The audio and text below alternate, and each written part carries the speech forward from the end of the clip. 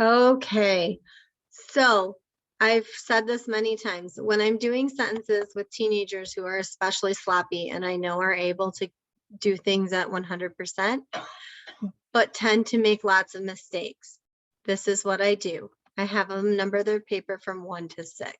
That means we're writing 6 sentences before we move on. I give them the first sentence. David began to study Spanish. So then they would type it.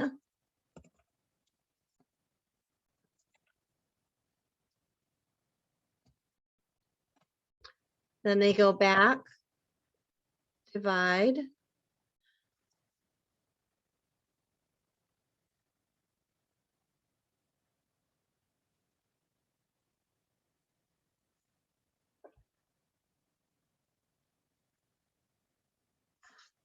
I made a few mistakes, so I'm going to go back and I'm going to check, look for errors.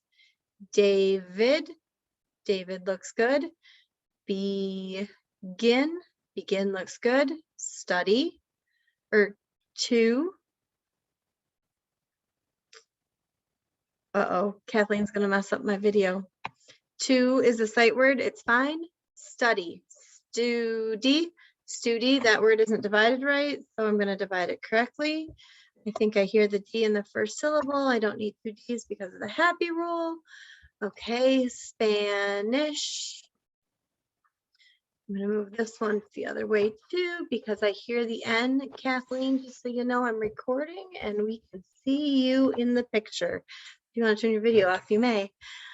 So Spanish, whatnot. All right. So the kids can ask me if they need to. Can you repeat the sentence? David began to study Spanish. They go back. David began to study Spanish. Oop, I see an error here. And then Spanish needs to be capitalized because it's a name. When we have this issue, we just had to put a couple spaces to make it go down to the next line. So the word's all on the same line. David began to study Spanish. The student would then say, I'm done. I would say that's all correct. They may delete number 6 off the bottom of the list.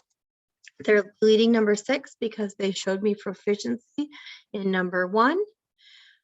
If they had left a word spelled wrong, they would not be able to delete number 6 and would have to write all 6 sentences.